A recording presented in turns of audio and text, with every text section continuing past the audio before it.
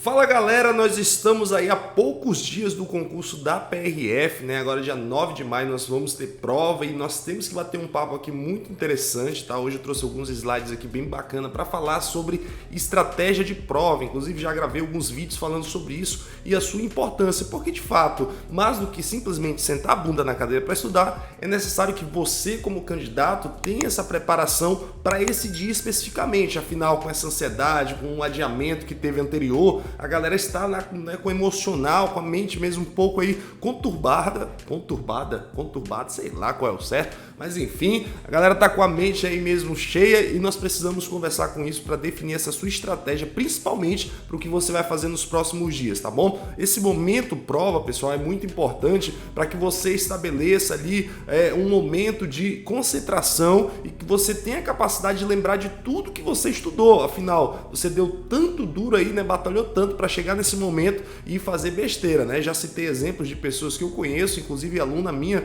que hoje dá mentoria, ela passou por isso lá atrás, ela não teve uma estratégia de prova legal, né? Com qual disciplina ia começar, enfim, redação, e se atrapalhou com a questão do seu tempo de prova e isso acabou tirando ela da aprovação porque ela fez uma pontuação muito boa naquilo que ela conseguiu marcar e aquilo que ela ficou nervosa, deixou em branco e que ela sabia, acabou prejudicando e ela não conseguiu se tornar PRF no último concurso, tá bom, pessoal? Se você gosta dos nossos vídeos aqui do canal, deixa aquele like para ajudar, se inscreva se você ainda não é inscrito, porque nós vamos ter vídeos aqui, ó, todos os dias aqui nessa semana para mostrar para vocês ali estratégias para que você faça uma boa prova já nesse domingo, beleza? Então roda a vinheta e vamos para o vídeo de hoje.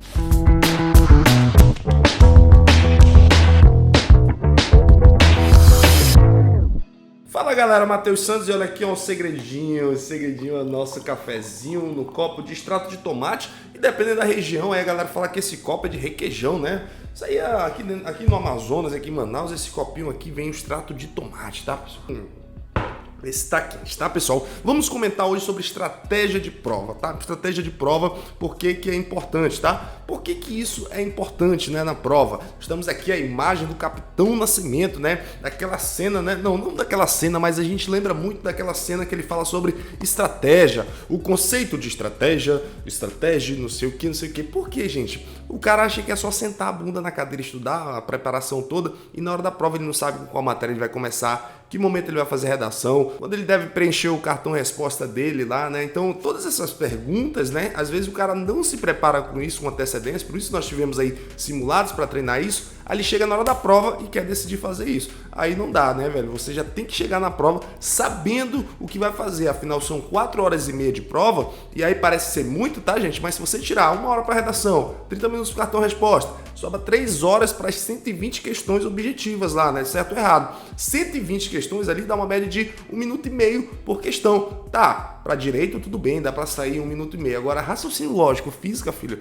você tem que ser muito bom para resolver uma questão em 1 minuto e meio. Então, por isso que é a importância de você treinar antes, tá? Obviamente que agora não dá mais tanto tempo de treinar tantos simulados assim, tá? Até uma altura desse do campeonato você já deveria ter treinado isso, tá bom? Mas de fato é importante para que você não cometa erros, como por exemplo uma aluna, como eu falei no início do vídeo, ela marcou as 70 primeiras questões da prova em 2019 e não conseguiu marcar as 50 demais, que era direito e trânsito ali, parte de trânsito, porque ela travou na redação. O problema é que ela fez as 70 primeiras, que eram as mais trabalhosas, né?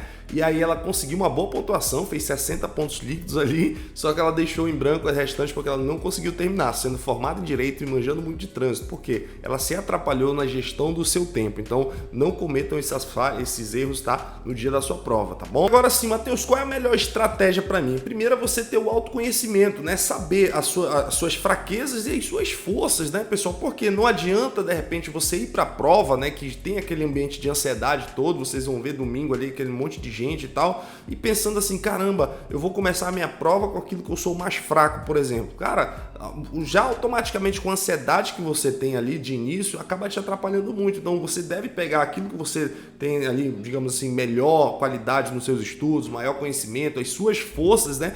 para já ter aquele primeiro impacto para crescer para cima da banca. Eu falo isso há muito tempo, né? Eu, por exemplo, comecei a minha prova fazendo a disciplina de trânsito, que era a disciplina que eu mais gostava, que eu achava mais tranquilo. Então aquilo me ajudou no início da prova a quebrar aquela ansiedade, aquela tensão e crescer para cima daquela prova. Falar assim, não, hoje é meu dia, hoje eu vou vencer essa prova aqui. Outro aspecto, pessoal, é você agora ter ali, de fato, ali, quais são as disciplinas ali que você realmente tem maior força, digamos assim, né? A gente sabe que a prova da PRF tem esse seguinte perfil aqui, tá? Eu fiz aqui, pessoal, dividir aqui as questões, né, naquilo que eu acredito que possa vir, tá? A CESP, ele não faz essa divisão por disciplina, né? Quantidade de questões por disciplina, ele faz por bloco. Nós sabemos que o bloco 1 aqui tem 55 questões, né? E o bloco 2 tem 30 questões e o bloco 3 com 35 questões.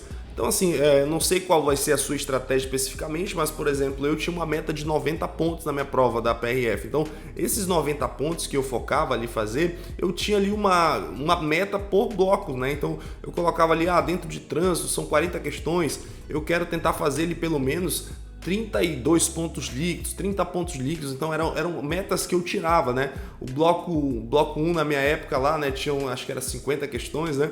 Então eu tinha essas metas para atingir os 90 pontos. E é interessante que você prepare isso nessa semana, sabe? Um exercício que seja legal você fazer, de repente, é pegar, colocar esses blocos, né? Esse bloco 1, bloco 2 e bloco 3, e aí você avalia, dentro do bloco 1, com 55 questões, tá? Como é que eu estou hoje em relação ao português, né? Português é uma média de 20 questões. Será que dá para eu tentar fazer pelo menos 15 líquidos, né? Se eu conseguir tirar 15 líquidos, quanto que eu preciso tirar nas outras matérias para, de repente, tirar uma nota líquida no bloco todo de 40 pontos, por exemplo? Porque 40 pontos no bloco 1 vai me ajudar bastante, né? A gente sabe que é uma ótima nota. Então, em cima disso, você faz a sua estratégia, né? Então, você pode, inclusive, usar esse slide aqui para ter uma base disso, né? Dentro de trânsito, uma média de 30 questões. Quanto que hoje eu consigo tirar nos meus simulados? Como que eu consigo me comportar? Será que dá para eu tirar 22 líquidos, 20 líquidos? E aí você vai fazendo esse exercício, 20 em trânsito, de repente 15 em português, se vier 10 questões de informática, tentar tirar aqui 7, 6, e aí você vai fazer essa conta ali para estabelecer, de repente, ali uma média, um critério que você queira para sua prova. De repente você quer tirar 85 pontos, 80 pontos. Obviamente, pessoal, que isso aqui tudo são metas, não significa necessariamente que você vai atingir, porque a gente não sabe o nível da prova. Mas não é que é legal você já chegar lá sabendo assim, definir essas determinadas metas, tá bom? E isso é importante para quê? Para você se preparar para o dia chegar lá de forma, né, pronta, né? Como se fosse um atleta. Você é um atleta que vai fazer vai disputar alguma competição e você já chega lá, né, planejado naquilo que você vai fazer, tranquilo? E não chegar lá aleatório, será que eu marco tanto? Será que eu não marco tanto? Tal. Isso daí é importante você fazer essa análise essa semana. Faz isso, pega cada um desses blocos, né? Pode até utilizar essa imagem que eu coloquei aqui como um quantitativo ali, mais ou menos uma média de questões por disciplina, para que você ali defina algumas metas que você pode utilizar, tá? Lembrando sempre que questões em branco também faz parte do jogo, beleza, pessoal? Também faz parte da estratégia. A prova Sebrasp, ela tem essa peculiaridade. Como ela tem esse lance de uma errada no uma certa, tá? Isso acaba te prejudicando caso você tenha a mão muito pesada. Por exemplo, imagine uma pessoa que acerta 90 questões e erra 30. Esse cara, ele vai ficar com uma pontuação líquida de 60 pontos. Por quê? 90 acertos menos 30 erros que ele teve, 60 pontos líquidos, tá? Ao passo que o mesmo cara que marca 90 questões e, por exemplo, deixa essas 30 em branco e dentro dessas 90 que ele marcou, ele acerta 85, por exemplo, porque ele decidiu marcar aquilo que ele tem mais confiança, ele erra pouco, ele tende a errar pouco, esse cara vai ficar com 90 que ele marcou, né? Então tira 85 acertos menos 5 erros que ele teve, ele vai ficar com 80 líquidos, tá? Ou seja, o cara que marcou 90 questões ficou com 80 líquidos e o cara que marcou 120 errou 30 ficou com 60, tá? Então essa segunda pessoa tem aí a chance de ser aprovado, enquanto que aquele primeiro ali com certeza não, tá? Eu uso sempre exemplo aqui, por exemplo, o meu Canga, né? Que ele deixou 18 questões em branco, 18 na prova Sebrasp, tá? Marcou 102.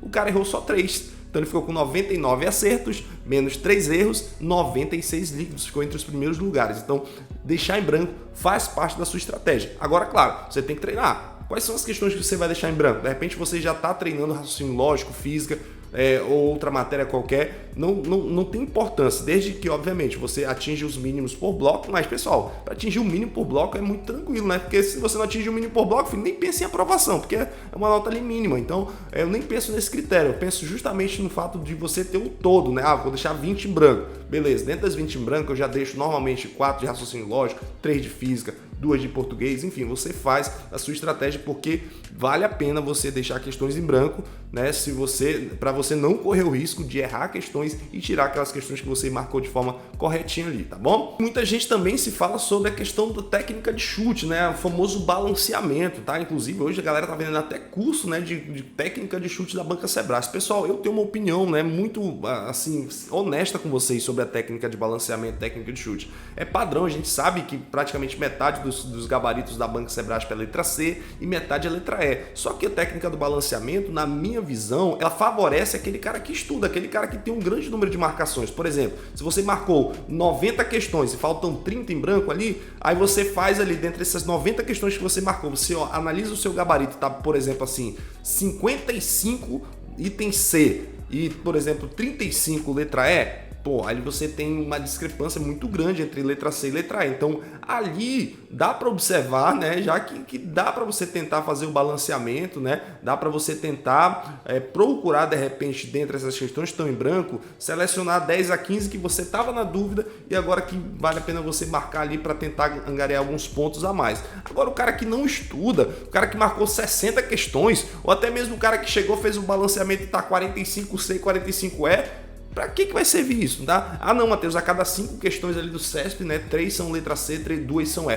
Cara, não viaje, tá? Porque apesar de ter esse padrão, às vezes o CESP não adota esse padrão, às vezes tem 5 letra E, 5 letra C. Então tomem cuidado com esses vídeos que prometem vocês aí a ganhar mais pontos, não sei o que. Tem que ter muito cuidado. A técnica de balanceamento e chute, na minha visão, é para quem estuda, é para quem marcou bastante questões, treinou isso antes e tem segurança, tá? E não para o cara lá que acha que vai chegar na prova da Banca Sebrae e chutar e vai se dar bem. Não é assim que funciona, tá? Então analisa muito bem se vale a pena ou não. E eu, por exemplo, só faço a técnica do balanceamento já no final da minha prova, depois que eu marco tudo que eu tenho certeza, depois que eu já separo aquelas que em branco que eu não vou marcar mesmo, aí sim eu faço uma técnica do balanceamento para analisar se vale a pena ou não eu marcar. Ainda penso 2 vezes antes de marcar, tá? Tá também uma preocupação que você deve ter é a sua prova discursiva, né? Porque não adianta fazer uma boa prova objetiva e não estar preparado para discursiva ali, que é a que vai te colocar dentro do TAF, por exemplo, tá bom? Então é bacana que você tenha uma preparação, né, que tivesse essa preparação com antecedência, mas ao longo dessa semana dá uma lida nos temas de redação, né? Porque tema da redação da Banca Sebrae é muito questão de conteúdo, né? Então você ter ali a sua base, né, aquilo que você estudou ao longo desse processo, ter ali o modelo, digamos assim, como que você vai escrever a sua redação, chegar lá preparado para que leia o tema, né? Tem um contato quando abrir a prova, já dá uma olhada no tema da redação para começar a criar insights aí ao longo da tua prova, né? Teve alguma memória, alguma coisinha ali daquele assunto da redação no meio da prova, aproveita e já anota no rascunho para quando chegar o momento exato de você fazer a redação, você já esteja ali com tudo alinhado para escrevê-la, beleza, pessoal? É importante que você chegue nesse dia já com tudo isso formatadinho, tá bom, pessoal? Porque como eu falei, é um momento de muita atenção, vocês vão ver muitos candidatos, tá? É aquela correria, sabe? É um ambiente assim, até eu diria hostil, né? O ambiente de concurso. Mas é você saber, ter ciência que fez a sua parte e que agora, cara, é o momento de colocar em prática tudo que você estudou, todo esse processo que você viu. Não foi um processo fácil e nós vamos estar aqui durante todos os dias aqui no canal do YouTube divulgando vídeos aí para ajudar vocês, incentivá-los para que vocês façam uma ótima prova. Eu quero agradecer mais uma vez a todos aqueles que acompanham aqui o nosso canal, beleza? Estou pensando em fazer um aulão aí de revisão de informática. Quem acompanha minhas aulas aí